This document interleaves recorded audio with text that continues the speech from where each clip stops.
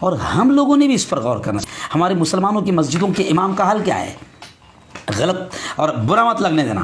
جو لوگ روڈ اور نالیاں صاف کر رہے ہیں یا جو لوگ اسکول میں ٹوئنکل ٹوئنکل، میں ہر میرے بیان میں کہتا ہوں کہ جو لوگ اسکولوں میں اے فار ایپل، بی فار بال اور سی فار کیٹ اور ڈی فار کتا پڑھا رہے ہیں اور ٹوئنکل ٹوئنکل لٹل اسٹار پڑھا رہے ہیں، ان لوگوں کی تنخواہیں 30,000، 40,000، 50,000.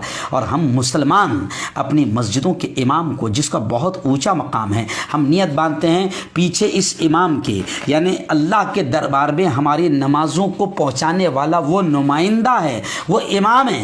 لیکن افسوس کہ مسلمانوں نے سب سے گھٹیا پیمنٹ، سب سے کم پیمنٹ اگر کسی کی ہے سماج میں تو وہ ایک امام کی ہے. اور اگر 500 روپے، 1000 روپے اگر بڑھ جائے نا تو ٹرسٹی کہتے کیا ضرورت ہے بڑھانے کی، اس کو 70,000 روپے مہینہ نہیں پڑ رہا. یہ ٹیچر ہے یا کوئی سرکاری آفیسر ہے، 70-80 ہزار روپے اس کی پیمنٹ ہے، پھر بھی دھرنے دے رہا، آندولن کر رہا کہ 7واں ویتن لاگو کیا جائے، پیمنٹ بڑھائی جائے. اور جب یہی شخص کسی مسجد میں نماز پڑھتا ہے، مقتدی ہے یا اس مسجد کا ٹرسٹی اور ذمہ دار ہے، یہ کمبخت ہزاروں لاکھوں روپے کما رہا چاہے بزنس کے ذریعے سے، لیکن اپنے امام کی تنخواہ یہ زیادہ دینے پر تیار نہیں ہے. بلکہ امام کی تنخواہ اگر 5,000 روپے سے اوپر پہنچ جائے تو اس کا بی پی ہائی ہو جاتا ہے کہ امام کو اتنی تنخواہ.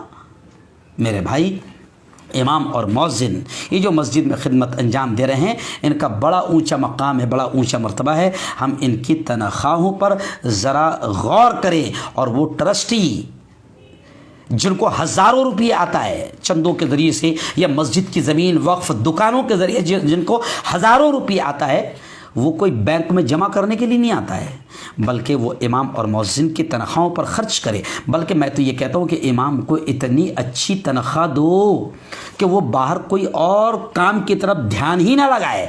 ہم لوگ کیا کرتے، امام کو 3,000، 5,000، بس 7,000. پھر اس کے بعد میں امام بیچارہ، ظاہر بات ہے جب تیرے گھر میں دودھ 6,000 روپے مہینے کا آتا ہے تو امام کے گھر کا کیا، اس کو وہ کیا وہاں سے کیا اوپر سے فرشتے اس کے بچے اگر بیمار ہوئے تو دوائیں لا کر دیتے، اس کی بھی تو ضرورت ہے. پھر وہ بیچارہ ٹیلرنگ کرتا ہے یا پلاٹ کے کاروبار کرتا ہے یا کوئی اور کام کرتا ہے، تو پھر تیرے پیٹ میں درد ہوتا ہے کہ امام صاحب تو ٹیلرنگ کر رہے، امام صاحب تو کاروبار کر رہے، امام صاحب تو بزنس کر رہے.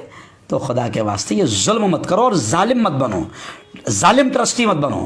اور ٹرسٹی کا کام یہ ہے خدمت کرنا، حکومت کرنا کام نہیں ہے. اس لیے ٹرسٹیوں سے گزارش ہے کہ اس چیز پر ذرا دھیان دیں اور اماموں کی قدر اور احترام